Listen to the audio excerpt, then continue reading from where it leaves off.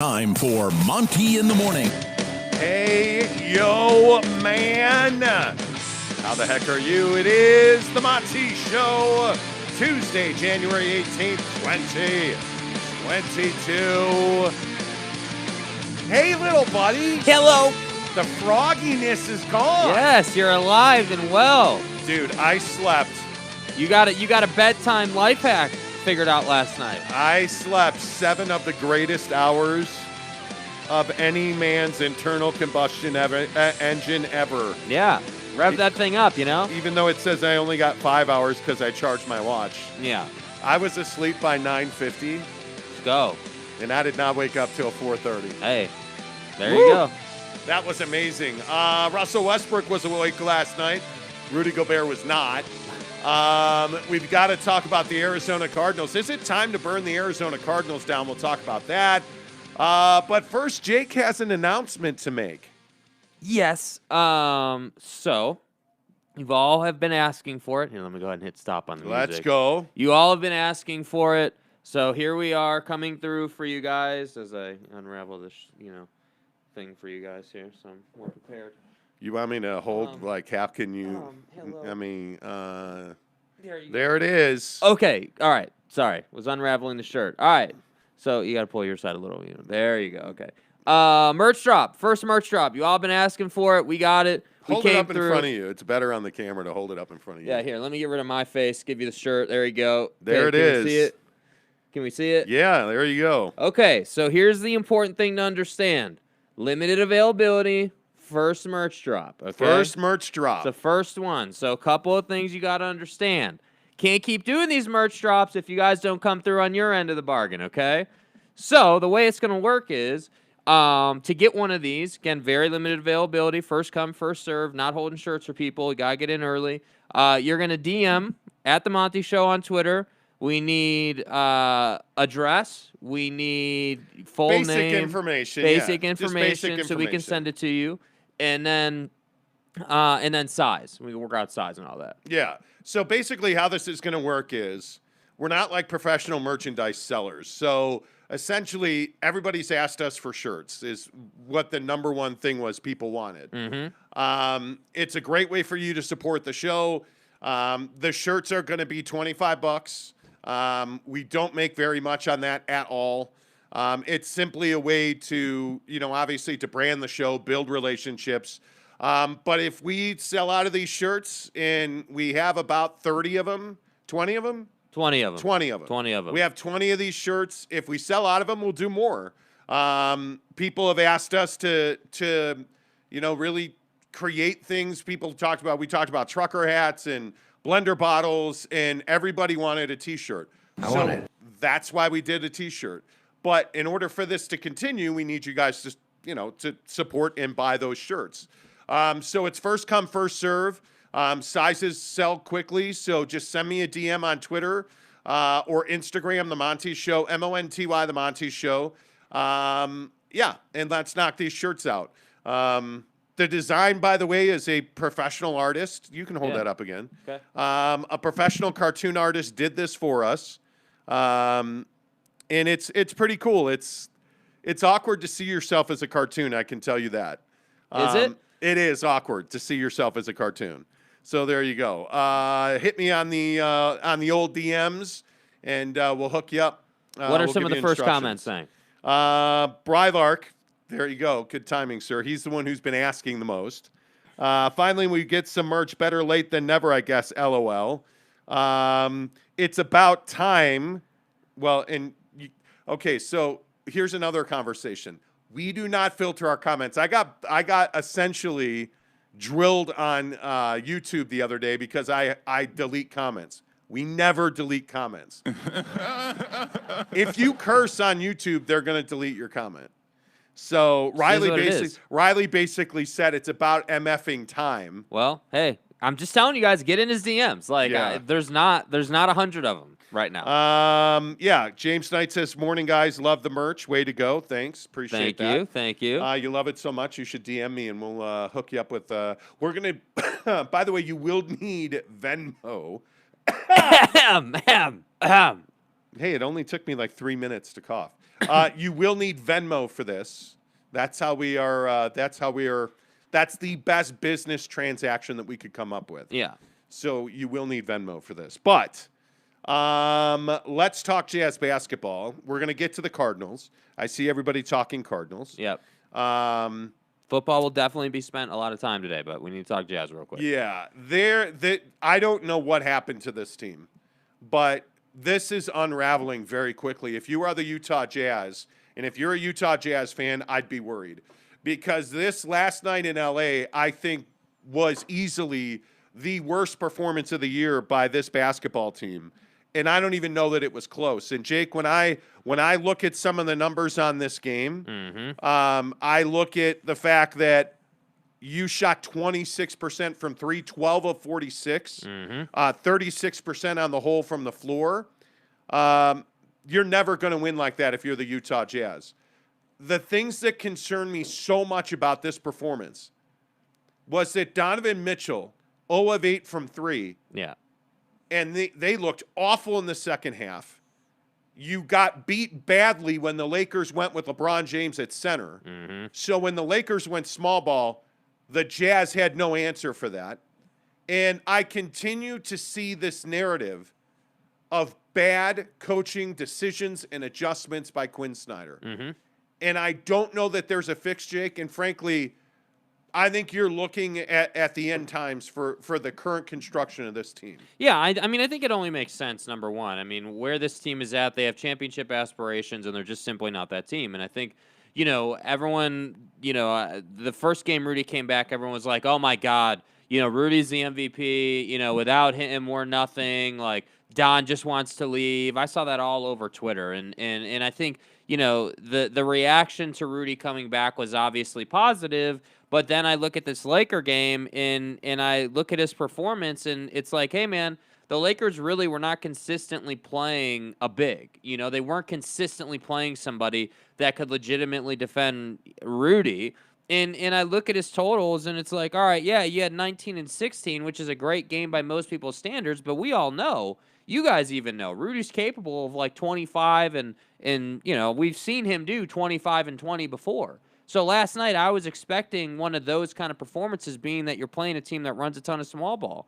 And that just didn't quite happen. He had a nice game, but not quite as good as I thought it would be. But I think the more concerning thing is, the three-point shooting percentage is obviously why they lost the game. I mean, shooting 26% from three is not good enough. And I think that a lot of people are underselling what the Lakers are capable of. I'm somebody who says that they just need to prove that they can do it consistently, because we see it in flashes like this. Hey, you held the best offense in the NBA to 95 points. That's a hell of a accomplishment if you're an NBA team. But then they will roll out against a terrible team and get their doors blown off. So are the Lakers better than the Jazz? I'm not ready to say that quite yet. But I do think that the Jazz are suffering right now. They are trying to find an identity on this team. And I think that's really, after having put some thought into their current situation, that's really what I think the issue is. This team does not have identity about it. It just has, a bunch of guys who can shoot the three ball, and that's basically what they live and die on. And that's not good enough in the NBA anymore. You have to have the ability to score at all three levels with multiple guys, which the Lakers have, and all the best teams have. And the Jazz do not have that. Only, Don can reliably get to the basket. We all know that. But even Bogey can't reliably get to the basket. Sure, they post him up sometimes, but he's not somebody you're like, hey, here's the ball, go get me one. That's not what Bojan Bogdanovic does. So then you start looking up and down the roster, and you're like, well, damn. Who else can go and get theirs? The only other guy on this roster that I can reliably say can get his would be Jordan Clarkson. I see Eric Paschall from time to time getting to the basket, but he's more of a role player, Of the mainstay guys, it's really Don and Jordan Clarkson who can get their own. So that's what I see, this combination of you're living and dying by the three, and you're unable to get to the basket. And then, we've obviously talked about the defensive issues. So that's why this team is struggling, and I do agree with you. We are seeing, that this could be end times for the current construction of this roster, and I wouldn't be surprised if a major name on this roster got moved, because they are not playing good basketball. Well, and this goes back to a couple of things I've talked about for what I feel like is more than a month. This team needs Bojan Bogdanovic to score 20 points. If Bojan does not score 20 points, they don't win. He had 5 last night, just so we're clear. Yeah, I mean, I think he is becoming more and more and more of a critical player. And when we talk about Rudy Gobert, the thing that really stands out to me is he's getting beaten more and more and more defensively. And that's not his fault.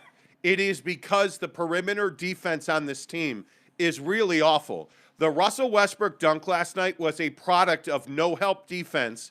Everybody watched him go by, and all of a sudden he's at the rim before Rudy can even react. Yeah. And to me, that's not on Rudy. Now, the interior defense, that's becoming a problem even more and more and more because Rudy's having to cover 3 different guys. And you're just asking Rudy Gobert to do too much. Now, whose fault is that? Is that Donovan Mitchell's fault? I think partially. Is that the fact that you've made no roster changes in the last essentially 3 years of significance? Yeah, I think that's what it is. And as we get closer and closer and closer to the NBA trade deadline, the picture's becoming clearer. This is not a championship contending Utah Jazz team. And what I think is so interesting is the numbers say that this Jazz offensive component, the Jazz on offense, are the best team in the NBA. Yeah. I'm telling you they're not. This is a gimmick. This is a team that relies on the 3-ball going in. And I'll go back to what I said about Quin Snyder. I do believe this team needs a coaching change.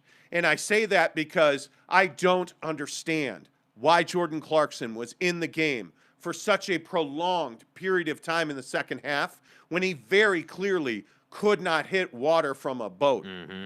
And yet you just kept going and going. And I don't understand where team ball has gone for this Utah Jazz team, because how many games in a row are we going to watch these guys play one-on-one basketball? Yeah. There is no ball movement. There is no driving kick. There is no rotation. And it's becoming the regular now for this Utah Jazz team. I point that right at Quin Snyder. And the coup de grace here is, last night, in my opinion, was the worst loss of the season for this team, because we didn't see team ball, we didn't see adjustments, and we didn't see want to. Worse than the Piston loss. Much worse than the Piston loss, because the adjustments that this team made in the offseason were exposed as not good enough. Mm-hmm. When LeBron James went to the 5, and this team, the Lakers, who have been terrible and have been an awful defensive team. Yeah. When this team put LeBron James at the 5, they got better. They got not a little better. They were exponentially better. They were far more effective defensively, the Lakers were, with LeBron at the 5 than they had been. And he dominated them at the 5. They had no rotation defensively. It was an ugly situation. It was the worst loss of the season. And you're watching guys like Rudy Gobert get exposed on a nightly basis. Yeah. The way he got exposed in the playoffs. You're asking him to do too much. And it brings up this ugly, uncomfortable conversation of who's more important, Rudy Gobert versus Donovan Mitchell. Because, and I don't know where the media is. I don't know why nobody has had a sit down or a one-on-one and extended conversation with Donovan Mitchell about these rumors. Nobody has put these rumors to bed that Donovan Mitchell wants to leave the Utah Jazz. Mm-hmm. And frankly, I don't really understand it, because you're with these guys on a regular basis, even in COVID times, when everything is on Zoom or on remote. There's no reason not to ask Donovan Mitchell, not to put these rumors to bed. And nobody is doing that. And my feeling is that Donovan Mitchell probably does want to leave. I think Donovan Mitchell is dismayed with the direction of this club. I think he is figuring out that if you're not winning at the very highest level with the Utah Jazz, you are irrelevant in this league. Yes. And that is a harsh truth, Jake, that I think a lot of Jazz fans and a lot of players on this team don't want to acknowledge. Well, it's hard to say. It hurts, right? Yes, I mean, it does. It's very difficult to accept that reality. But I think what, your best point there, is that the Lakers have a coach in Frank Vogel who's making adjustments and saying, okay, what we're doing here in this first quarter wasn't working, so we're going to move LeBron here. Yes. And we're going to take advantage of this.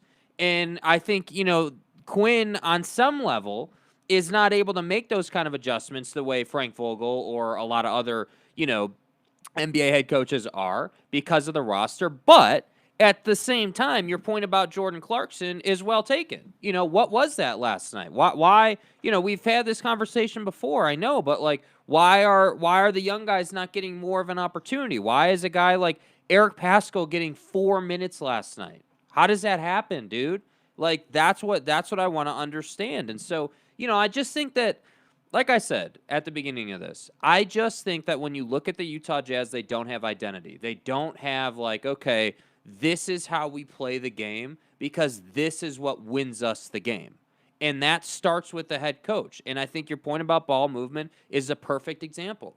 This team cannot win playing one-on-one basketball. You want to look at the Brooklyn Nets, you want to look at the Lakers, you want to look at, the Warriors, they can win when they need to playing one-on-one basketball. They have guys who are good enough on their team to go and get their own, and it doesn't matter who's guarding them, with all due respect to Donovan Mitchell. The hard thing for me here is their inability to leverage Rudy offensively.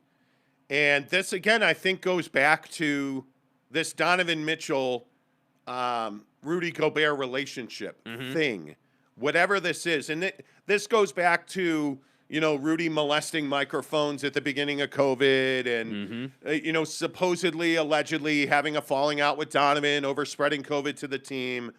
Here's the thing, and here's the shocking trend that should stand out to you. Why can this Utah Jazz team, while they're on offense, why can this Utah Jazz team not punish small ball lineups? Well, it's because they can't feed the post. It's because they choose. Hear my word very clearly on that. This Utah Jazz team chooses not to feed the post because they don't believe in giving the ball to Rudy offensively because, again, not trying to be a cockslam about this, but it's the truth. He can't dribble. He is not a quality finisher unless he dunks it. And Craig Bolerjack and, Big T and Holly can go on about how, Rudy Gobert is 73%. Oh, he is the best offensive player rating in the history of the... Yes! What does it all mean? Losses. Because pretty much because he cannot dribble the ball. He is an awkward finisher. If Rudy Gobert's not dunking, all of these statistics are meaningless. What do you say to the person who counters that by saying, well, what do you say about Rudy in the Olympics and how France used him? Because a lot of people were like, oh, my God, Rudy's dominating. Where is this on the Jazz? What I say about Rudy Gobert in the Olympics is the same thing I've said since that happened. Where was Rudy Gobert in the clutch moments? He was not in the game because he wasn't making his free throws. And the North American style of basketball, because in the U.S., in the NBA style of basketball is very different than what you see across Europe, South America. It is very different. Yeah. It is fast, it is physical, it is shoot threes and dunk. That's what the game is on the break. The North American style of basketball is not half-court execution. And Rudy Gobert, frankly, has never been forced to become an offensive player. He has never been forced to become a refined offensive player. And the thing last night that should really stand out to you is, on a night where the Jazz shoot 26% from three, Rudy Gobert should have a career night, rebounds and scoring. This should be a 35-25 game. And it wasn't. And why is that? Because the LA Lakers dominated the offensive glass in the second half, which is even more telling. Yeah. Like, I mean, we can sit here and go on and on. It's endless. But to come back to my point, and the reason that this matters is, why are the Jazz not able to punish small ball lineups when the Jazz are on offense? Because they don't want to give the ball to Rudy Gobert. This is a team that wants to dribble, play one-on-one basketball, and shoot threes. And that's not going to win you a championship. I will again revert to what we saw the last two championships. Yeah. Go to the bubble. How did the Lakers win the championship? With role players, Kentavious Caldwell-Pope essentially shot them to a championship. And yes, they had Anthony Davis hitting a big three to win a game. Totally get that. How did the Milwaukee Bucks win a championship? not with three-point shooting, No. with an unbelievable performance at the rim out of Giannis Antetokounmpo, who absolutely dominated in the half court, with guys like Tucker, with guys like Drew Holiday hitting critical mid-range. Yeah. You have to play half-court basketball in the playoffs, and the Jazz cannot do that. That's not their strength, and I'm telling you right now, this, again, is you're not a championship team. Rudy Gobert is not a championship player. And if they win a championship with him, he will have to grow his offensive game exponentially. Yeah.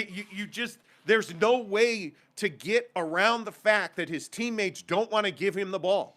The reason that Rudy and Don are awkward is because Don doesn't trust Rudy on offense. He does not trust to give him the ball. Yeah. And by the way, to answer the question of the morning, who's more important to the Jazz, Rudy or Donovan? I'm telling you right now, it's Donovan Mitchell. If that cat leaves the Jazz, you better just tear this shit down because you don't have a choice. Him going 0 of 8 is why they lost this game. Yeah. Quin Snyder trusting Jordan Clarkson to just keep on hocking bricks is why they lost this game.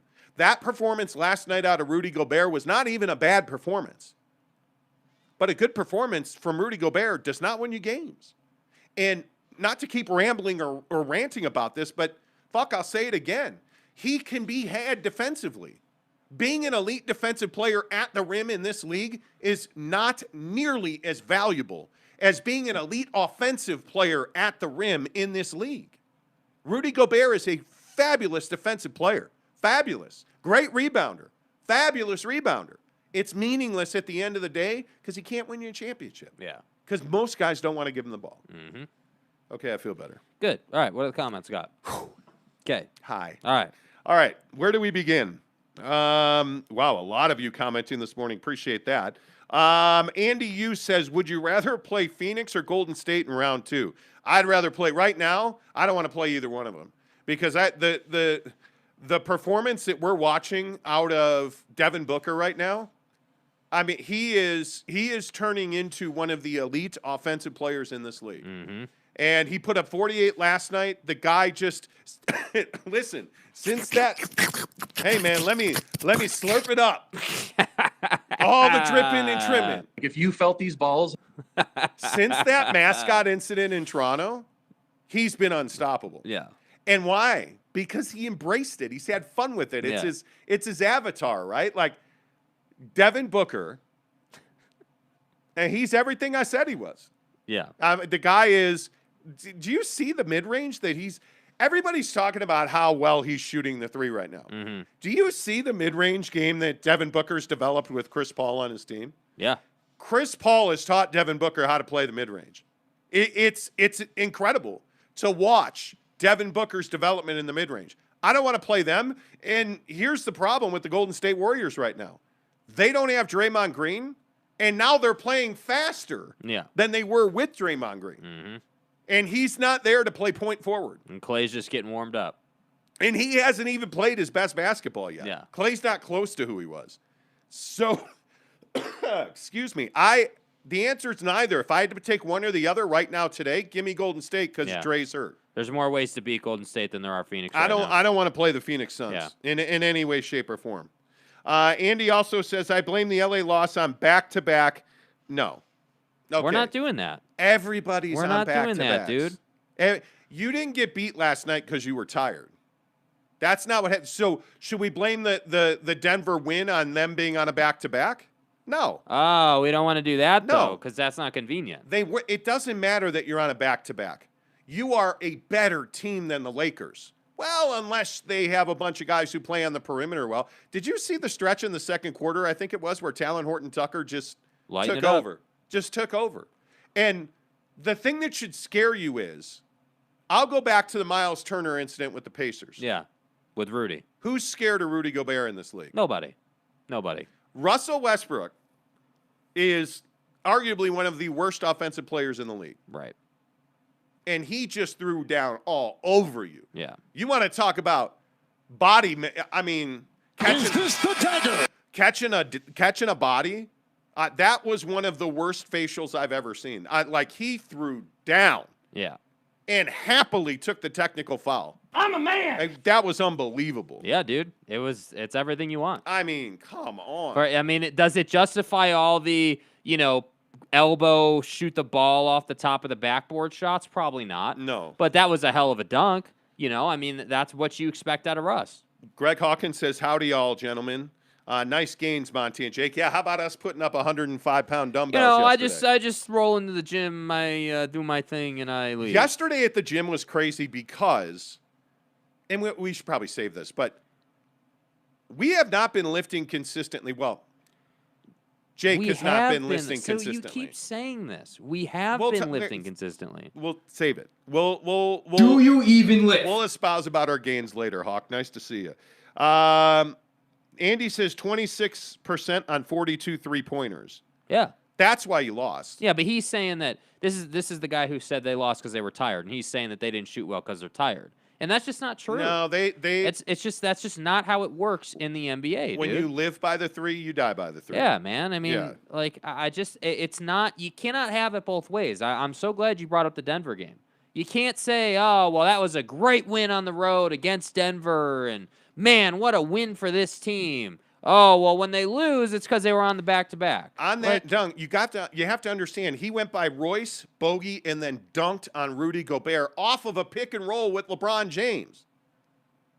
Like, how does that happen? What? This team. Are you kidding me? Bro, this team is soft. They've been soft, and we've seen it before. We saw it last night.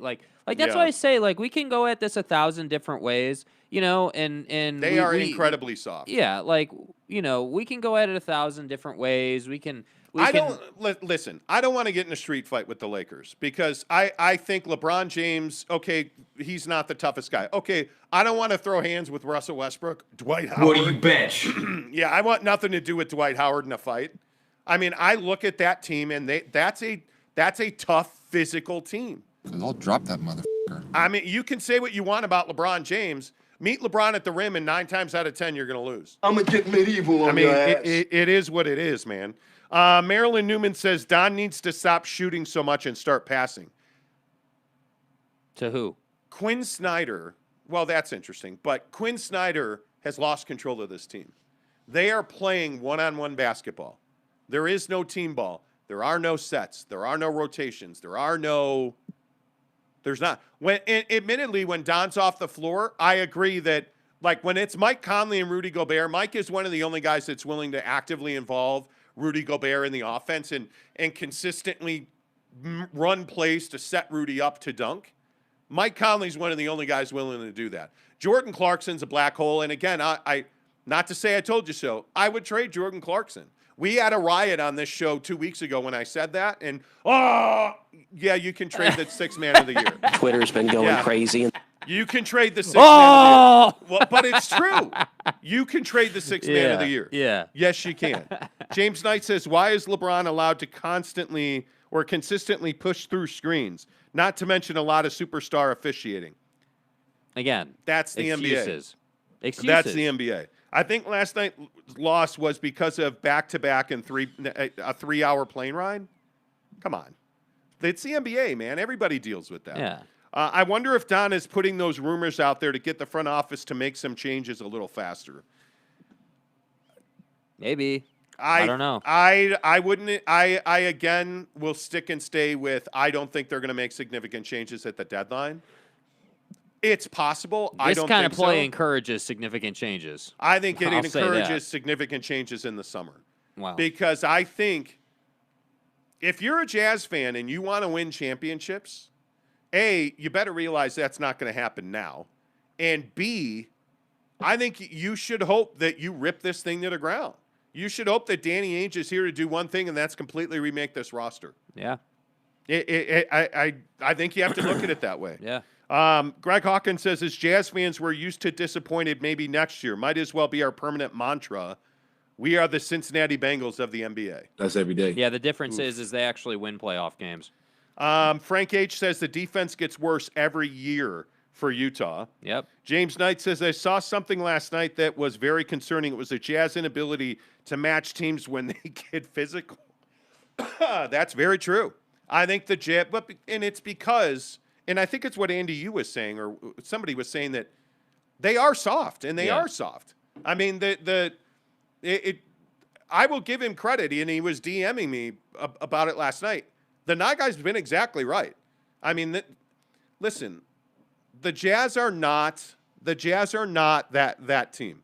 The Jazz are not that team. You're not that guy, pal. They're really not. They're not that team that is going to, throw hands and fight and be physical, and they're not that team. No. And the Jazz are a pretty basketball team when it's going well, but man, it's really ugly when it's not. Yeah. Edgar Garcia says they've gotten too comfortable. I'm telling you, man, these little coughs are killing me. They've gotten too comfortable with Quinn. They need a new coach to come in and blow it up and make changes, especially lay down the wall and help this team find themselves. Yeah. Yeah. James Knight says, by the way, Monty, I concur with you about the Jazz broadcast. Holly is seriously cringeworthy. Yes. It's too homerish for me. Like, they continue to run these stats out about Rudy Gobert being elite, or, they everything is the other team's fault or the ref's fault. Mm-hmm. And,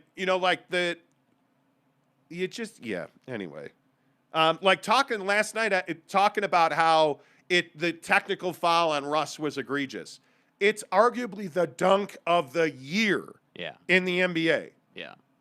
If I'm Frank Vogel, I'm not even upset he got a T. I'm for real. I'm not even upset about it. It's this Laker team needed a moment. That could be their moment. Yes. That was incredible. Well, last night, so from that standpoint of this game, I mean, I think last night has potential. We'll see what the Lakers do with it, right? I mean, again, I'm the guy, and I'll keep saying it until they do it for like 10, 15 games in a row, but I'm the guy saying that this Laker team needs to prove they can be consistent, because they'll do what they did last night, 1 out of every 5 or 6 games. But then the rest of those 5 or 6 games is terrible shooting, not moving the ball, just not playing well. So, we'll see what they do. But I think, last night's game against the Jazz has potential to be that game for a team that can really kind of launch them to another level as a unit. And I think that'll be interesting to watch.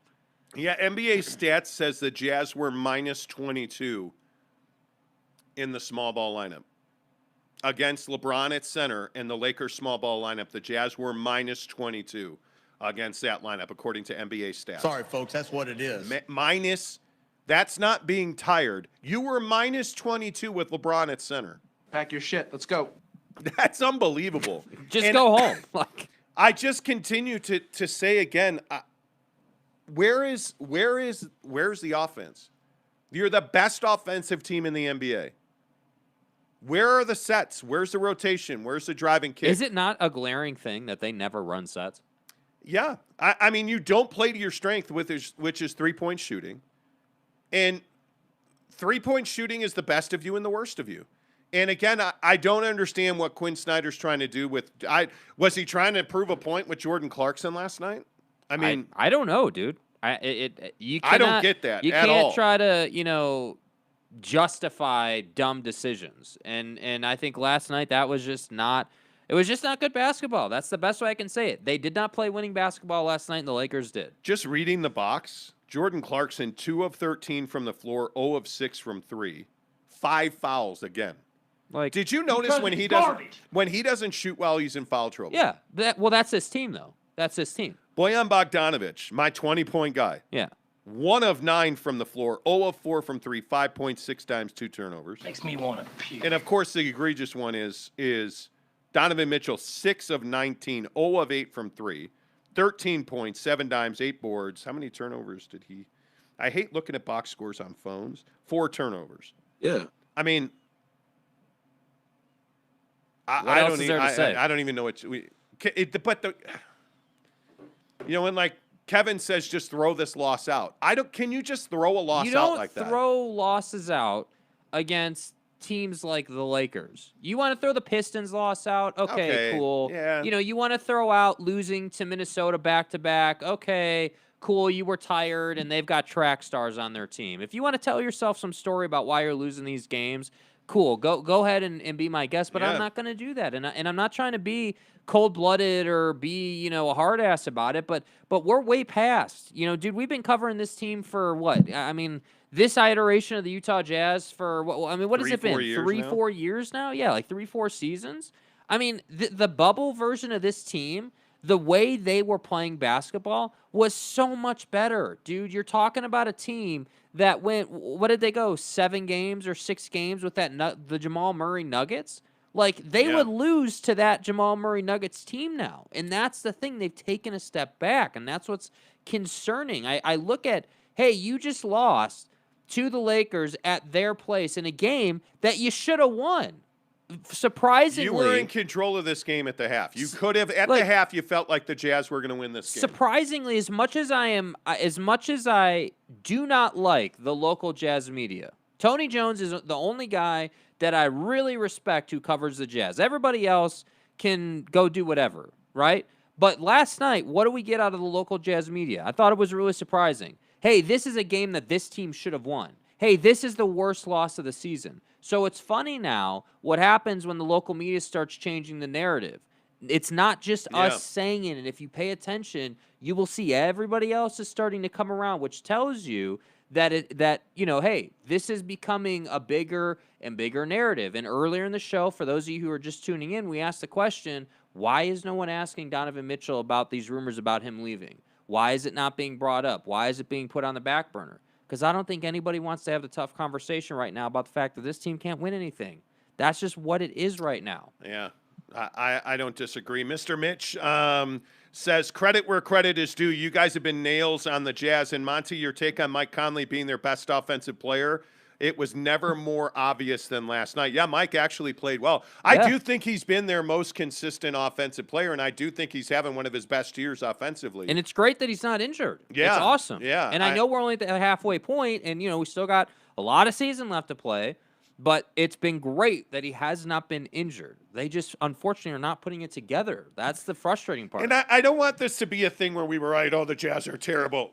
Listen, we've got half the season to go. We're 2 games past the halfway mark. But you can just see how this is going to play out. All right, let me get some more comments in here because we do got to get to the NBA. Jordan McDonald says, or the NFL, excuse me. Jordan McDonald says, I'm ready to blow up the entire team. Don and Rudy included. Team is way too soft. Quinn can go too.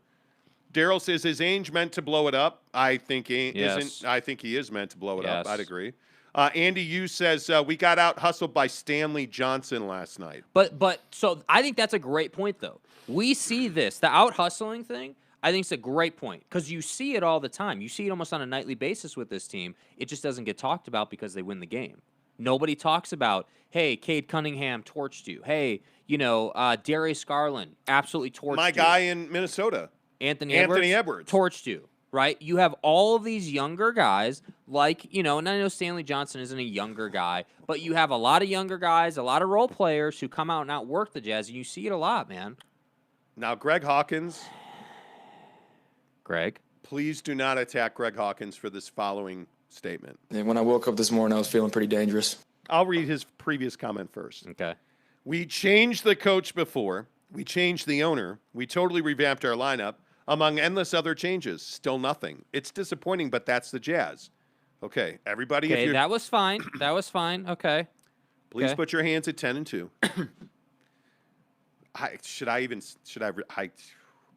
Greg, I'm trying to protect you, but we were better with, I can't say it. We were better with Andre Kirilenko. And this second name, oh man, we were better with Andre Kirilenko and Carlos Boozer. Out the Mobamba.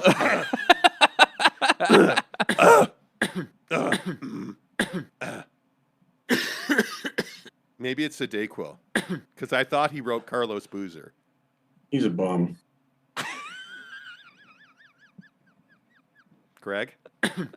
I mean, there's only so much I can do to protect you, sir. Jordan McDonald.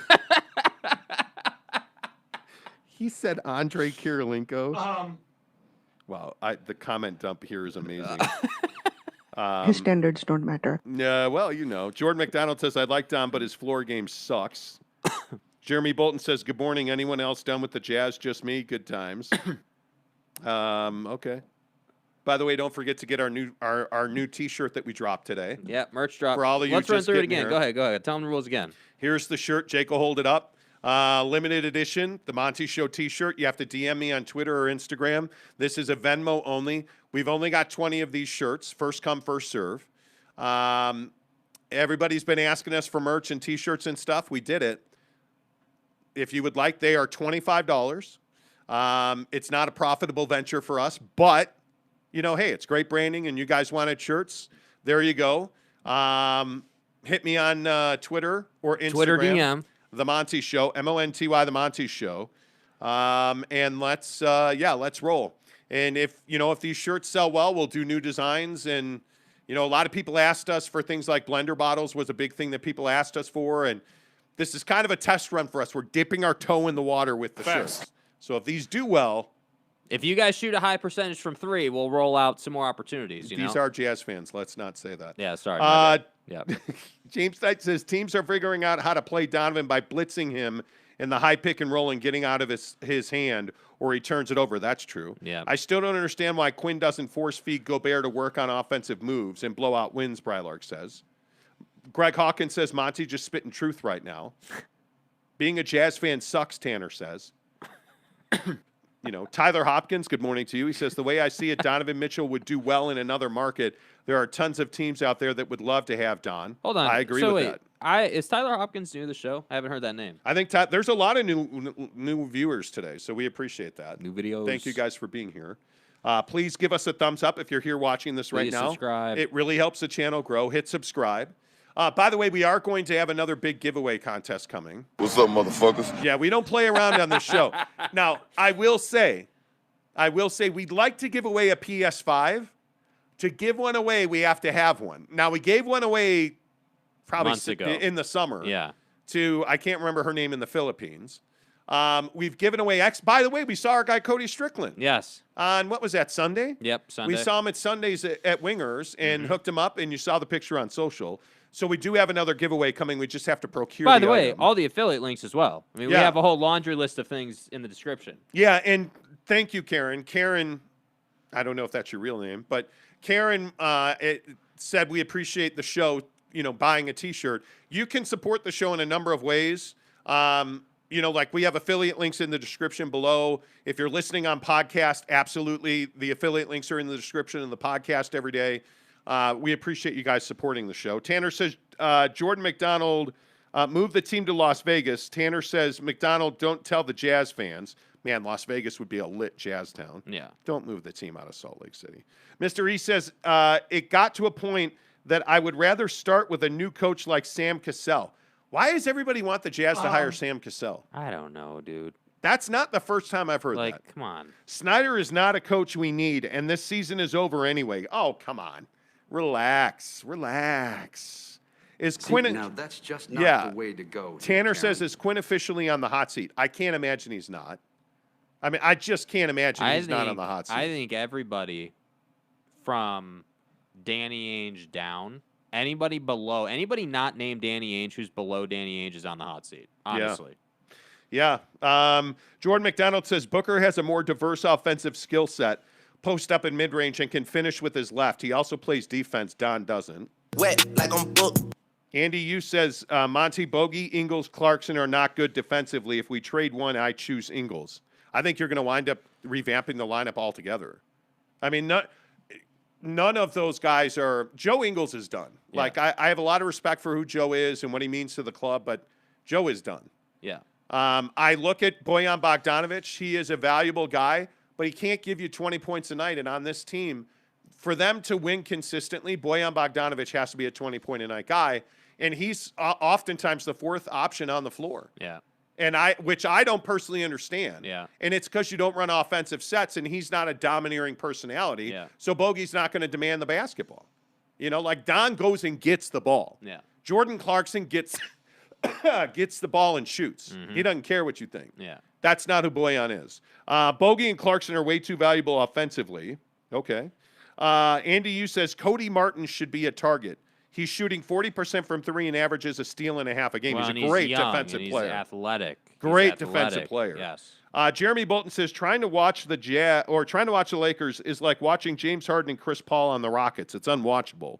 They lead the league in being the whiniest bitches. Wow, as a Jazz fan, you're a little unqualified to say that. Jordan McDonald says Lakers still suck, by the way. They just played a bad team last night. Wow. That is being a Jazz fan. I don't disagree with that. The Lakers are not good. The Lakers are not good. Okay. Cody Martin is also only making $1.5 million per year, but good luck getting him, by the way.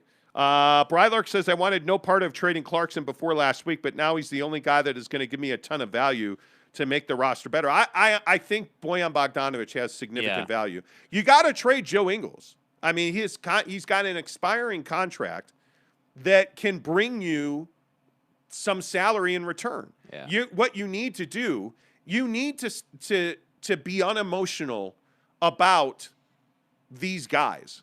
Trade, Buckets O'Neal. You got to trade Bojan. You got to. Nobody on this roster outside of Donovan Mitchell should be untouchable. Y'all feel me? That's what I'm saying. Westbrook with the offensive foul of the year. That was not an offensive foul. No. That was. You know why it wasn't an offensive foul? Because he's in the restricted area. That's why. That's.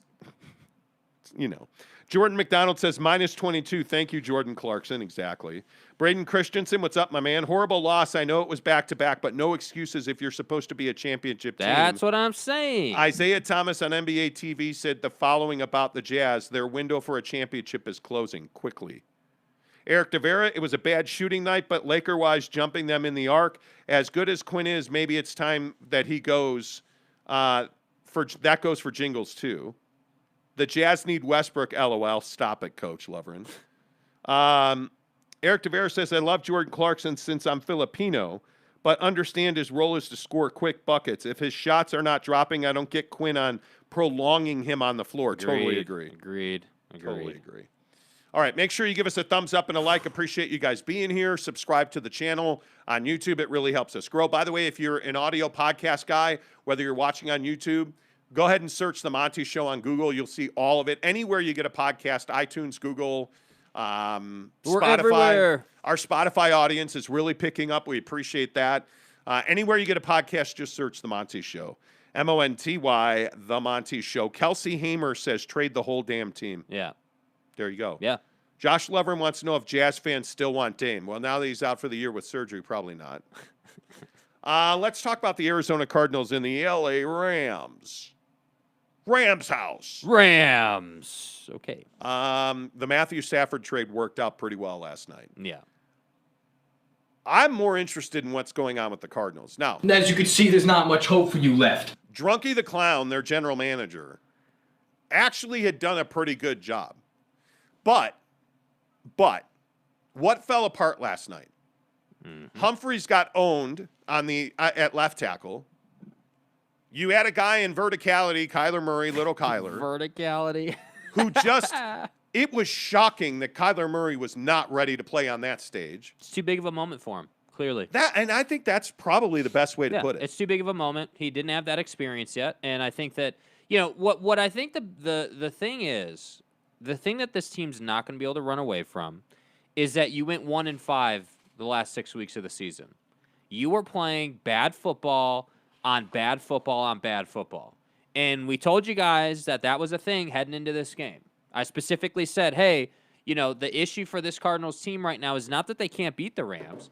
It's that the way they're playing the game right now is not good enough. It's not close to good enough, which is why you were 10-2 to start the year and you finished 11-6. That's not good enough, dude. And I think that what happened is they roll out to LA thinking, okay, we're going to have an awesome time. And that Rams defense just came alive. That Rams defense showed up to prove a point. And they absolutely dominated the Cardinals' offensive line, which is why all the turnovers happened for Kyler Murray. And you see what happens. Should the Arizona Cardinals fire Kliff Kingsbury? No. I don't think so either. No. And there's been a lot of calls for that. Now, most people talking about that, I think, don't understand the arc of this football team. Yeah. And I think Kliffy has actually done a good job. I love the hire when they hired him.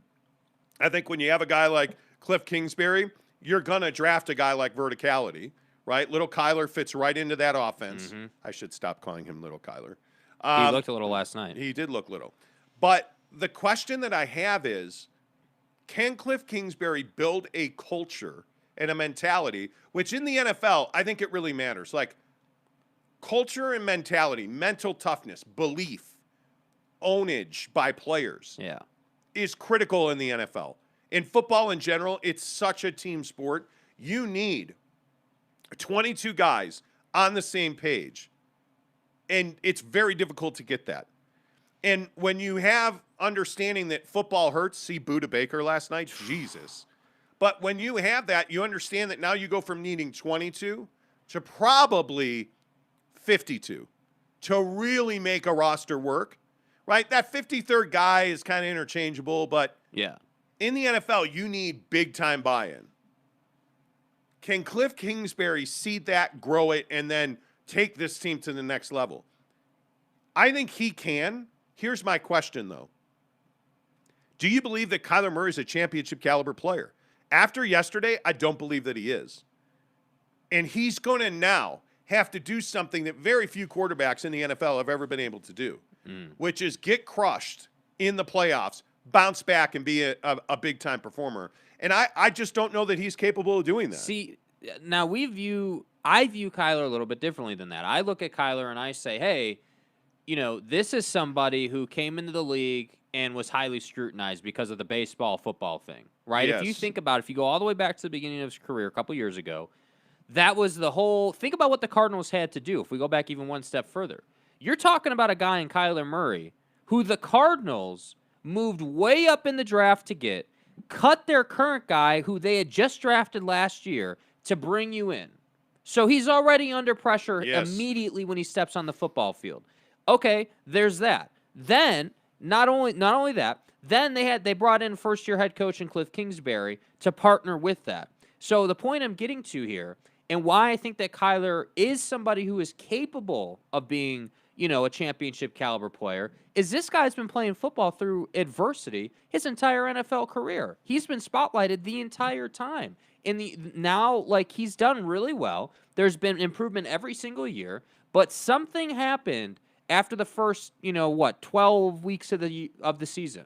After that 12th game that they played, where they were 10-2, I don't know what happened, but something happened to this football team where they went 1-5 to end the year, and that is not all on Kyler Murray. So, can he be a championship caliber player? Yeah, I do think he can be. Oh, talent-wise, it's in there. There's no doubt about that. But I think it is easy to say, hey, this was all on Kyler Murray last night. I don't think it was all on Kyler Murray. I think the question about, hey, can Kliff Kingsbury, get to a higher level of coaching is a very pertinent one, because Kyler Murray getting sacked repeatedly because Humphreys can't hold his own against that Rams defensive line, that's not on Kyler Murray. Who is that actually on? Well, that's on Kliff Kingsbury, because you know that Humphreys is going to get beat. And like this week, when the Rams go and play the Bucs, I guarantee you Tom Brady will not have that football in his hands much past 3 seconds the entire game. Yet, what did we see last night? Kyler Murray's holding the football in the end zone and gets sacked. Yeah, I think the comparison should be Stafford to Kyler Murray, because both of them now had struggled. And I think Matt Stafford stepped up and played really well last night, and I think Kyler Murray got crushed under that pressure. Yeah. I mean, holding the ball like that in your end zone and then to panic and just throw it like that. Yeah. That's on him. I mean, you gave away 5 points. You are coached. I guarantee you, Kyler Murray has been coached his entire football career to take the safety in the end zone. You do not panic and just throw the ball, and that's what scares you, is mentally Kyler broke down. That's what happened. It wasn't a physical thing. Kyler Murray hesitated, held the football, and then mentally fell apart in the end zone. And you just can't have that. And I think the thing that is so frustrating if you're an Arizona Cardinal fan is you got physically whooped. Dude. Like, you got your ass kicked. Punishment. Punishment, exactly. Dude. You took punishment in that game. Buda Baker, Kyler Murray. A.J. Green. A.J. Green got rocked. Like, just that entire team got physically beat. James Conner got punished repeatedly. The Akers you look at the Odell Beckham pass, you look at just the way that Cooper Kupp, you got dominated. You got dominated, man. And the thing is, the Rams didn't even play their best game. They had 3 really bad drop passes. Some of that pass pro was not great. Yep. And you got embarrassed. But I think if it you're was the Cardinals, really bad. If you're the Cardinals, this is a horrible day, right? It's never fun to get embarrassed like that. This is not a great day for your organization. But I think the silver lining, the saving grace, is that every year you've improved, including this year.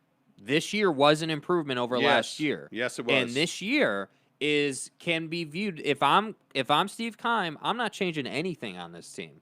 I like where this team has gone. I think that they got to the postseason with massive expectations for themselves, and they were let down. You lost. You got your ass beat by a better team, and that just is going to happen in the sport. But I think, the other thing we're not talking about is the DeAndre Hopkins injury really crushed this team. DeAndre Hopkins was the guy that Kyler Murray had the best connection with and was the difference maker for this guy. Let's not forget the Hail Mary to DeAndre Hopkins, the Hail Murray to DeAndre Hopkins in the end zone. What was that, last year? Yeah. Like, those two have a connection. So I think you had an injury to one of your best players. You weren't ready for the moment. You got outcoached. You got outplayed. And it just is what it is. Well, but I think that the more frustrating part of this, and I think what you have to ask yourself is Kyler Murray a big-time player in this league? And I don't think you can say yes. I don't know. It's not definitively yes anymore. I don't know that this is the guy that now you can hitch your wagon to. I think the last I could go back to October with some real questionable decision-making. Mm-hmm. I also look at he's very Luka Doncic in that he pouts when he loses. Yes, he does. And that's really scary when you have a guy that your whole team is built on and he pouts when a bad situation happens or slams his helmet on the bench or, just throws his hands up in the air when somebody drops a pass. That's not leadership. And I think, much to what you were saying, I think Kyler Murray is finally failing at something. Yes. Athletically in specific, but the other thing you got to remember is Kyler Murray's not an easy personality. This is a guy that's awkward socially. He does not embrace media. He likes himself a lot. But he comes across as an arrogant guy, and I don't know that he is. I think this is one of those situations where he's just socially awkward, and I get bad vibes off of him. You knew right away that Josh Rosen wasn't an NFL quarterback. Yeah. Talent-wise, you just knew. You didn't know that about Kyler Murray. I think Kyler Murray is going to have to prove that he can perform at the highest level in big games. Yeah. That's the next step. That's a big question mark. That's the next step in his growth, and I think, there's not a lot of guys, again, I think we have to give Kyler some credit here. There's not a lot of quarterbacks who come into the league like he has, and they're able to take their team where he's taken them. I know that obviously Steve Keim and that front office made a ton of moves and brought in a ton of talent. That's no secret, and that allowed Kyler to do some things. But I just think that as a younger quarterback, you're gonna hit walls. That's going to happen. But I can't. I would be remiss if I didn't say, hey man, like yes, Kyler made some dumbass decisions last night. The moment was definitely too big for him. But you also can't ignore a crappy offensive line, guys getting injured, guys not making tackles in the secondary of that Cardinal defense. Like, there were other mistakes, and that's why I say I agree with you about Kingsbury. I think we also have to say, hey, was this game too big for Kliff Kingsbury too? Because this was his first big-time playoff game. And that's a team that should trade for Deshaun Watson. Mm-hmm. If you want a landing spot, Kyler Murray for Deshaun Watson solves a lot of problems on both. That's a ballsy-ass trade. That is, but that solves a lot of problems on both sides. You bring Kyler Murray back to Texas. You bring a guy that has never lost at Cowboy Stadium. Yes, yeah, dude. And then Deshaun Watson gets out of Houston and fits into Kliffy's system perfectly. I have no problem with that. None the whatsoever. only question, obviously, is there's a lot of unknown, it feels like, about Deshaun. Not on the football field, but like with all the off-the-field stuff. There's really no telling. But ask yourself this question. Yeah. What is Kyler Murray's upside? His absolute ceiling. I think with the right coach, it's Super Bowl MVP. With the right coach. You do? I don't know. Yes, I do. I don't know that Kliff Kingsbury is that coach. Think about it. Seriously. If we take a real hard look at their game plan last night, why would you put Kyler Murray in his first postseason game ever in his NFL career? Why would you put him in a position where he's got to hold the ball and where he's got to really make a lot of decisions based on what the secondary is doing? Why would you not instead come up with a game plan just like we see? Again, not trying to compare Kyler to TB12 or anything. Why would you not do what they do? Yeah. Hey, let's get the ball out of his hands. Let's get some completions. Let's build some momentum. We're on the road here. Yeah. All right. Let's we've got about 10, 15 minutes left. Mm-hmm. I want to talk about the internet. Right. How long? How important is the internet in your life? Ask yourself this question. Based on this, and we're talking about this because of this volcanic eruption near Tonga. Yeah. Which, by the way, today reports now have clarified that situation. Right. By some miracle of some god somewhere, the island of Tonga has avoided a mass casualty event. Somehow, some way, yeah. There is not widespread damage or death or destruction even on the island of Tonga after this eruption. So ask yourself this question, Jake. Mm-hmm. How long could you go without internet? Yeah, I mean, I think it wouldn't be very long. I mean, I think if we look at what happened with that eruption, you know, like he was just saying, they avoided a ton of death, but what did they lose? They lost internet connection because that island is connected to the internet by an underwater cable, basically. It's kind of a complicated thing, but it's an underwater cable that feeds them internet. And so it begs the question, well, how much do we rely on the internet? Think about it. With your cell phone and like look at our podcast. The podcast is all internet. I mean, you're talking about, you know, you look at our desk here and you've got what? We've got 4 MacBooks and like all this stuff that is solely reliant on us pushing out to the internet, to YouTube, to Twitter, to TikTok, to Facebook. All we ever do now is we're on our phones just looking at material, just looking at stuff that we enjoy. So how long could I last without the internet? I don't know, man. I mean, I think, you know, part of me is like, man, like what a shocking difference in life it would be not to have internet. I mean, what would our world be without internet? I don't know, man. We couldn't earn money. Yeah. We couldn't communicate with the outside world. Yeah. I mean, if you think about what the internet facilitates and then you think about what the people of Tonga are going through, I mean, it's crazy to think about, you know, this underground cable. And if you, as you were just saying, I mean, they get their internet through an underground cable. Yeah. And that was damaged in the eruption. There is a cable, and then there's a backup cable. Both of them were cut by this eruption, and in multiple places. They're going to be without fiber optics for probably a month. That's crazy. It's a long time. And they're talking about having limited access to the internet through satellite. I don't know that in the modern era, I don't think you could survive. I really don't, because without internet, how are you going to make money? Think about what we do. We, you know, as a broadcast operation, we would not have a product. Right. Yeah, you know, we wouldn't be able to work from home. We wouldn't be able to. I mean, there's so many things. Eric C. makes a great point. Jake would be single without the internet. Well, good thing I have a data plan, right? Yeah. Oh, we have our first T-shirt order. We do. By the way, our first T-shirt order is Giggity. Wow. He wants a size XL. Clutch. Okay. Hey, Giggity, thank you for being the first one for our brand new Monty Show T-shirt. Giggity is our first customer. Let's go, Giggity. That's exactly right. No internet would mean Montana and Idaho would still be members of the Pac-12. That's exactly right. Jeremy Bolton says, yup, my wife and I work from home. There is no office to go to anymore. We'd have no income. Exactly right. Jake would be married because he wouldn't be able to text breakup, Jeremy Bolton says. Well, good point. You know, that's a great point, you know. Good point. Gabe Levely says, yeah, at least he wouldn't be able to break up via text. And as you can see, I'm going through some shit right now. Eric C. says, you savage, Gabe. Exactly right. Tanner asking, says, you guys might have already mentioned it, but how much is the Monty shirt again? $25. So we're not making much on this shirt at all. We're making like $1 a shirt. But I mean, and Jake, hold it up again. Yeah, here, let's hold it up again. By the way, this is a high quality. It's actually a really nice t-shirt. Nice shirt. Yeah, it's really nice. And it's not like a normal screen print.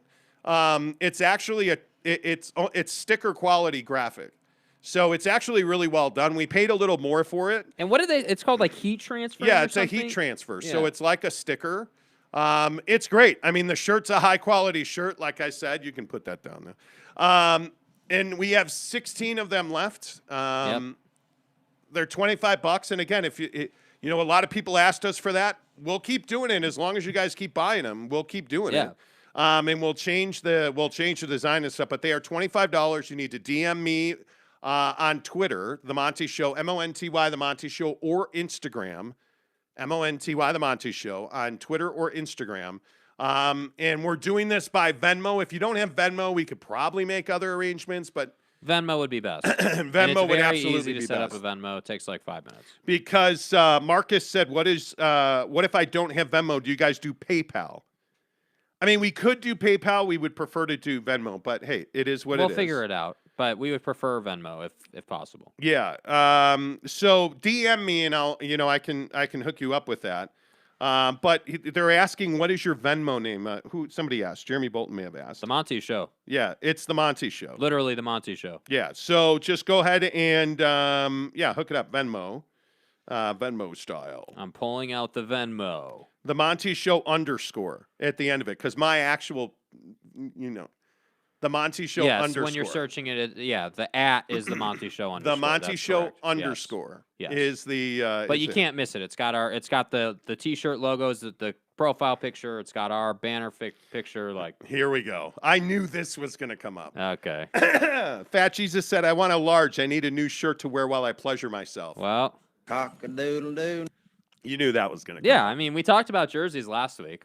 I mean, it's not a surprise. James Knight says Jake needs to wear one tomorrow. I told you should have wore that shirt today. Well, I told you. I ain't a model, y'all. I ain't a model. James Knight says, is shipping included in the price? James, for you, yes, I will include the shipping. Absolutely. Yeah, because James is in Australia, for those of you who don't know. I'll take care of that for you. That's it, Skippy. Yeah. No, I mean, it's a T-shirt. How many thousands of dollars could it cost? Yeah, it's gonna be 25 Dude, plus 58. Although, when we sent Grocock that Xbox, that was not cheap. Bro, that was, hundreds of dollars to ship for an Xbox. Yeah, and it took like 10 years to get I really don't care if you think it's sus. Chris Karn says, I've worked from home for 17 years. No internet would suck. Yeah. Yeah, I agree. I think we're so reliant for banking. Think about it. Everything we do is on the internet. Yeah. And my wife is a huge blockchain advocate. Mm-hmm. And I think she was ahead of the curve on that. Like, I think that things like blockchain, although blockchain wouldn't exist without the internet. Mm-hmm. I'm for real. But we've got to become less reliant on functioning for the internet. Well, I mean, we're not going to, though. That's the thing. It won't. It won't. Brylark says, you guys got lucky the smoker was in state. Yeah, it was Chris Karn who won the smoker. Yeah, well, we hand-delivered that one. Yeah, we hand-delivered that. We paid with that. We were actually really worried that somebody, because we have a lot of listeners in England, Europe, Philippines. Yeah, dude. Australia. That would was have nervous been time. life savings, bro.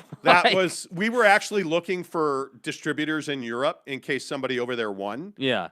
That was nervous time, I think that this internet thing. Hey. What's that? We have our first Jeremy Bolton. Jeremy Bolton coming through. He's Jeremy Bolton, first one. Thank you, Jeremy. Appreciate you. Appreciate you, Jeremy. We got you, bro. We'll hook you up. Don't worry. We really appreciate you guys buying our shirts and stuff. I mean, it's fun. This show has really become something much larger than we ever thought it would be. So we really appreciate that. Anyway. Yeah. Speaking of internet. Yes. So I got my COVID result. There are a couple of people asking about the COVID result as I cough through that. First of all, we got another one. Michael Ula. Ula? Hey, yeah, Ula? There you go. There Michael, long Michael time. Ula. Appreciate you, man. Thank you. I got my COVID result. Okay. And I am negative. Thankfully. I'm telling you, the at-home COVID test is a must. By the way, there's an affiliate link for the at-home COVID test in the description below this podcast, or if you're on YouTube. The coronavirus. The at-home COVID test you've got to have it, because the interesting thing is, talking to the people at UHealth, they essentially said, with the way testing's going, fail an at-home test and then come get one here. Mm-hmm. I mean, it is. Well, talk about how long it took to get the result, though, because I think this is fascinating. Man. And Mrs. Monty, God bless her soul, was really patient with me, because I was not very patient at all. Last time, I kept constantly refreshing my phone. I at But Monty. how long did it took? Like 3 days, didn't it? It took 3 full days. 3 full days. In the first time, because this is the second time you've been tested, right? The first time it was 18 hours. Yeah, it was when super quick. When Mrs. Monty and I got tested a year ago, it was 18 hours. But before I broke up over text. Yeah, before you got infected by the teacher. Right. It was 18 hours. Whatever. Yeah. This time it was a full 3 days, and it was nerve-wracking. Yeah. And the anxiety of not knowing. Yeah. It was brutal. Mr. fucking Yeah, vaccination seriously. genius, scientific expert, I mean, you fucking asshole. It was so bad. So bad. And it was so nervous time. Yeah. And that's why I ordered these at-home tests now, because I'm not going to wait 3 days anymore. So what's your game plan for not getting sick? Because I think this is an interesting conversation. My game plan essentially is to wear a body condom. Okay. Okay. Affiliate link in the description. But I got to tell you, there's not. I have to tell you, though, I had the best night of sleep I've had in some time last night. Right. And my wife has been battling this bronchitis sinus infection thing. Right. And I think we're giving it back and forth to each other. Mm. But I woke up this morning not coughing, not congested. And it's because we have this like adjustable bed. Oh, okay. This base that's adjustable. 0G. Well, I started in 0G. My wife lowered our feet, and then we slept with the back of the bed raised. Why? Because Mrs. Monty has been dealing with this. When you lay flat on your back, it just drains everything into your throat and into your lungs. And I see. Okay. so she slept with the back of the bed elevated. Right. Yep. I slept great. She put it down at 140. Yeah. I slept even better. Like I went to, and then like 4:30 came and the alarm exploded in my face. And okay, that came out wrong. But anyway, the point is the alarm went off at 4:30 and I woke up feeling great. No coughing, no nothing. I wasn't all dried out. Like I wasn't feeling sick the way I usually had been. Good. And my cough is way better today. So you do the vitamin C powder. I been do on Dayquil. the emergency powder, which is in the affiliate link description below. Uh-huh. I take all my vitamins. The thing that's really knocked it out, Dayquil and NyQuil. Imagine that. I'm taking Dayquil 3-4 times a day, every 4 hours. Yeah. And then we bought NyQuil at Costco the other day. Right. It's totally different than what you get at the drugstore. How do you mean? It's green and it's like water. It's not thick at all. And it tastes just like Listerine. Think that's HIPAA? It is an ass whooping. But Dude, it's only okay, bad what for do you like 5 chase your seconds. NyQuil with? I don't, because Why, you're dude? not supposed to chase NyQuil. Well, How many times do I have to tell you this? Hell out of here with that. Yeah, I mean, get come out of on, here dude. with that. Like, what? You are not supposed to chase NyQuil. I do. I don't know what to tell you. I do. You ruin the effect of it. Well, apparently not, because I always pass out. Okay. Yeah, okay. You know. James Knight says our roadside COVID testing stations are overwhelmed down here and the government can't get their hands on enough rapid test kits. Yeah. I'm telling you, we all need to get those at-home tests. Yes. I mean, it's vital. Order them. And that's what now essentially UHealth here in Utah, pretty much everybody is saying, get at-home tests. If you think there's a chance you have COVID, take the at-home test. If you fail the at-home test and you have symptoms, then go and get a COVID test. It's basically the first line of checking in on if you have it or yes, not. You know, it's absolutely. It's not meant to be, 100%, no doubt about it results, but it's supposed to give you an idea. Eric DeVera says, Monty, if you still have a cough, do what we Filipinos do. Vicks Vapor Rub is the answer to everything from cold, fever, allergy, muscle pain, burns, and even broken bones. I love it. I do. The cough is so frustrating. When you have when you just have this little cough and you're trying to talk on the phone and you're like, so it's the worst. It is the worst. Greg Hawkins says my Filipina girlfriend is obsessed with Vicks. It's gross. She'll rub it all over my back and everywhere. Wow. Greg? Bro. And just kind of scruff it and play with it when it's wet. Yeah, do not. Hopefully not. I think Mrs. Monty said hopefully not everywhere. Mrs. Monty, are you feeling better today or? Like, you're over there not saying much besides coughing in the background. I felt great when I woke up, and then as soon as I start talking, everything like I'm coughing now. I think I have to clear it out in the morning. But yeah, I'm hoping that it's not Vicks like everywhere. Yeah, don't rub Vicks everywhere because then your schwanz is not, Monty, I paid you on Venmo. Is that okay? Sure it is. Yes. Fat Jesus says Monty has a hairball. Could be. Just, didn't somebody last week say I had a pube in my throat or something? I'm not going to say it. For F's sakes, Monty, have a swig of your water, LOL. Greg Hawkins just winked at you, Mrs. Monty. Chris Carnes says Vicks everywhere. That's dangerous. Just so you can go to Pound Town. Yeah, exactly. The that guy says the pube is back. There you go. That's what I do too. I just rub it all over my husband. He loves it. It's a culture thing. Eric Devera says, okay. Well, hey, rubbing it all over your significant other sounds great. Yeah. Does the shirt come with a Caruso headband that smells like weed? Wow. There's your Caruso bomb. By the way, the Bulls need Zach LaVine. Anyway. Yeah. Okay. Anyway. Yes. So get your at-home COVID tests again. I think it's the only way to stay. Like, how did you enjoy sleeping with the head raise thing? It was good. It was really good. I noticed after I got up to go to the bathroom that you then wanted to turn on your side. So I was like, okay, time to lower it. If I leave it up and you turn on your side, that's like backache time. I sleep on my left side all the time. Like all the time. Left side's where it's at, yeah, for us pitchers and baseball players, left you don't sleep where on your throwing at, arm. But I sleep on my left side. I was actually sleeping fine. You lowered the bed. It's weird. I'm a freak show at night. Like if I have to charge my Apple Watch during the middle of the night, like I'm constantly checking to see if it's recharged. So when you put the bed down, I grab my watch and put it on. Go. I can't. I'm a weirdo. I am a weirdo about it. I'm a weirdo about it. Like I have to. I didn't obsess much. I do. Okay. I do. By the way, does it turn you on to see my big 105-pound muscles that bench? I want it. Your muscles are 105 pounds. Britain. Do you even lift? Anyway, we went to the gym yesterday and I benched 105-pound dumbbells. What do you bench? That is impressive. 225 on a barbell, and I could have done more. Jake, we need the "What an Idiot" drop from Jeremy Bolton. Okay, hang on. Let me go digging here. By the way,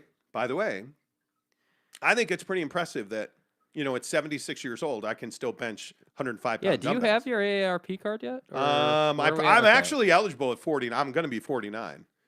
So I'm actually eligible. What an idiot. It's a racket. AARP is a racket. But my wife is unimpressed with working out. Like, Mrs. Monty, you just don't, there's... Okay, quick conversation. Where's everyone at about working out while you're not feeling great? Is working out while you're not feeling great the right thing or the wrong thing? I have to. It depends on the person, but I do think sometimes it is. But Saturday we went snowboarding and I was low energy all day, and I think maybe that besides but then terrible conditions. Sunday we wake up, go to the gym, work out, come home, move furniture all fucking day, and you're ready to run through a wall. I was exhausted though, and then we ate, and then I felt better, but then I knew Monday I had to just relax. Yeah. What's on your nightstand, Monty? A lamp, cough drops, my Apple Watch charger, my iPhone charger. Is that odd that's what's on? What's in the drawer? What's in the drawer? Junk. Nothing. Yeah, he doesn't have anything exciting. My massage gun's on my bed stand. But anyway, I'm a big believer that you need to go and sweat out whatever death is inside of you. Okay. And Britt, that's Mrs. Monty. That's just not the way you roll. That is not your thing. It depends. It does depend. If I can't get enough oxygen, it just gets more exhausting. Yeah. But if I'm able to breathe enough, then yeah. But you also are not a big weightlifter. This is the other thing that is. Women in weightlifting is such a stigma. My wife, Mrs. Monty, you are way stronger than you will ever even try to lift. You just will not. You just won't do it. You don't like. I firmly believe you don't like strength training. I don't mind strength training, but you guys do weird stuff. You never ever do the same. You're constantly changing it. Like, Well, but I lift like 5 days a week. So I can't do the same thing for weeks on end at a time. When I do chest twice a week, back twice a week, arms twice a week, like you're only going to get results from that for probably, 2-3 weeks at a time. So I try to change my routine. Like I don't bench every Monday and chest back every Tuesday. Like we try to change that up. Why do Get you your lazy ass in the gym. Yeah, why do you not like that? but you don't do like anything that's like, you always have like a different variation of whatever the fuck you're doing. You're like, here, take this cable and hold it like put it under your leg and then pull it this way. I'm gonna do Like, that. Yeah, what's wrong or with here, that? take this cable and like, it's like something that's super awkward that's going to like dislocate my shoulder. Cables, and Mrs. Monty's referring to chest work with cable flies. You have to change that up. Jeremy Bolton, Eric DeVera said, what now? We have a solution. Okay, the Vicks vapor rub stuff is getting out of control in the comments. Okay. Man. If you women don't put the Vicks vapor. Anyway, the point is the cable stuff at the gym is really important. And using different angles when you're working chest, high, middle, low, straight. We have another T-shirt, Bryce Larkin. Thank you. Hey, there we go, Bryce. Appreciate that. I'm telling you, just have to be able to change things up. If I wasn't seeing gains or results, then I would be like, yeah, I'm an idiot. But I actually feel like I'm seeing pretty good results. What an idiot! So what? Your girlfriend doesn't lift either. She does. She just, so, we went to the gym and did, what was supposed to be a back workout. But I think the big difference is like volume of like reps and stuff, Like you're a guy who is like high intensity, like, really has to pump out reps and sets and everything, I And I like think- to get after it. Yeah, and I I think really like that's getting I think after that's it. a different style than what a lot of people like to do. I think a lot of people, not that it's a bad thing, I think it's just different. Like When you work out the way we work out and then you go and work out with somebody else, it does feel like everybody else works out slowly or not as intensely. and I'm not saying that that's bad. I'm just saying that it's definitely an adjustment, and so it just is what it is. I don't know. Giggity says when you work out while you're sick, your immune system is overwhelmed. Well, there you I don't go. know. I don't know if that's true or not. Chris Karn says, don't joke about that ish. I turn 50 tomorrow. Hey, Yeah. Greg Hawkins says the chest is made up of two different muscles, upper and lower chest. Hitting the different angles helps muscle growth as long as you're consistent. Greg. That's what I'm talking about, man. Got that upper peg, lower peg. My wife Greg, just dude. does not care. Like I actually Here's the really thing, enjoy like, it though. If I was going to go, like, if I wanted to be a bodybuilder, if I wanted to, like, be shredded and, like, go compete, sure, I need to pay attention if I'm working 3 different angles of my chest. Bro, I just want to build some muscle and, get my life going. Yeah. Yeah. Hey, man. I- See, I I'm want- not judging you. That's cool. It's not like I'm mad at you or anything. I'm just saying I've really gotten into it. I've gotten into that stupid Athlete X account has gotten me into the science of and the hows and whys you do certain things. This is the risk of the internet, though, because I think you have, like, 1,000 voices coming at you. No, I only from listen. all different. Well, then at least there's 50. No, I only listen to like 2. There's only 2 or 3 fitness accounts that I really follow for like instruction. And like everybody is just like all over the map. Do this if you want to lose weight. Do this. Do this. Do this. Do Y'all this. feel do me? This. Do this. You know what I'm saying? And then like and then there's 8 other people who are like, don't do that. I'm gonna Don't do do that. that. Don't do that. Don't do that. And you're like, what? I follow 2 Way nutritional too many people. voices. I follow 2 nutritionists pretty Who closely. are they? Who are they? I don't know her name. Oh, okay. I don't good. know their. Okay. They're social media people, man. I Yeah. don't know their names. Yeah. Yeah. And I follow Athlete X. Which he's legit. I mean, I think Yeah. it's fair to say that. He's one of the leading trainers in the world. Yeah. And I follow David Alexander, who is clearly. yeah, him, and then a little bit like I'll listen to Steve Cook a little bit, but he's just so off the reservation with Steve Cook is more of like a marketing lifter. Yeah. He just likes to make his money and Yeah. So, but other than that, I don't really take advice. I don't take advice from anybody. I essentially only get my advice from Athlete X and David Alexander. Yeah. But nutritionally, like that's been the biggest win for me. Mm-hmm. Like understanding nutrition is the biggest thing. Yeah. But Mrs. Monty, you're right. I mean, there's wackos everywhere. If you follow 100 fitness people, you will never make gains. You will never see progress because so many people think they know everything. That's the other thing too, though. I think to see gains while you're lifting, you have to lift consistently. It's really hard. Like, and this is something that I battled over the holidays. Like, if you lift like, let's say like once a week or something, like if you're just lifting here and there, it gets really difficult to, to see the, workout over workout gain. Like you do chest on Monday and then you roll back on like Saturday and do it again. Okay, then you can start to see some improvement, But I think if there's too long between, it gets difficult. Yeah. So I think it definitely is one of those things where you have to be, consistent with it. It's got to be. I agree. It's got to be a lifestyle. Yeah. Anyway, we got to go. We get it. So, okay. The so I just wanna BS make is sure. only hard to spot if you don't know what you're doing. Sorry. Yeah, that's true. That's very true. We ready for daily sex ed talk yet? Giggity wants to know. Well, today is cleavage and how to leverage it. So yeah, you might want to be on time. For I want to class. make sure that we say thank you to Jeremy Bolton, Michael Ula. How do you say his last name? I think it's Ula. Ula. U-L-O-A. Michael. Yeah, Michael Ula and Bryce Larkin. Those Thank are our you. first 3 orders. Thank you. Now, Do we have DMs? we do have DMs. Giggity says, love the shirt XL, please. All right, gonna Venmo you some cheddar cheese. Need a size medium. Gonna have to go XL. Sorry, buddy. Okay. We'll figure that out. And then I got 2 as well. Gabe Ledley sent me a shirt. Tanner Plummer sent me money on it. Okay. So, Oh, he sent it to your Venmo. he sent it to my Venmo. Oh, it's fine. Okay. We'll work it yeah, out. we'll work it out. Okay. So we shirts have are 4. going. Shirts are going fast. Well, if you have 2, how many you got? I over have there? 3. I have 2. So we got 5.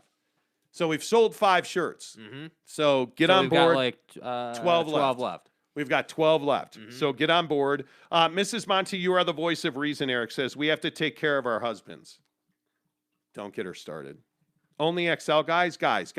No, we have 2X. Yeah, we have 2X We and just XL. don't have medium. Yeah, we don't have we, small we and played it medium. safe for the first drop. Yeah, but anyway, here or there. We're good. Yes, Mrs. Monty, you have the last word today. Anything you want to add? Yeah, you're an idiot. You're an idiot. Hey, fatty, get in the gym. Well, I just thought if it was cleavage and how you can leverage it, like, is there like a demonstration? No, you need some Vicks Vapor Rub for that. See what I did? But you don't. It's tough. Anyway, make sure you give us a thumbs up, give us a like. Please subscribe to our channel. Again, for the merch drop, it is the Monty Show T-shirt. One more look before we get out of here with Jake. It's $25. DM me on Twitter or Instagram, or find us on Venmo, The Monty Show, MONTY, The Monty Show. Affiliate links below, including our at-home COVID test we prefer. Until tomorrow, say goodbye, Jake. Goodbye, Jake.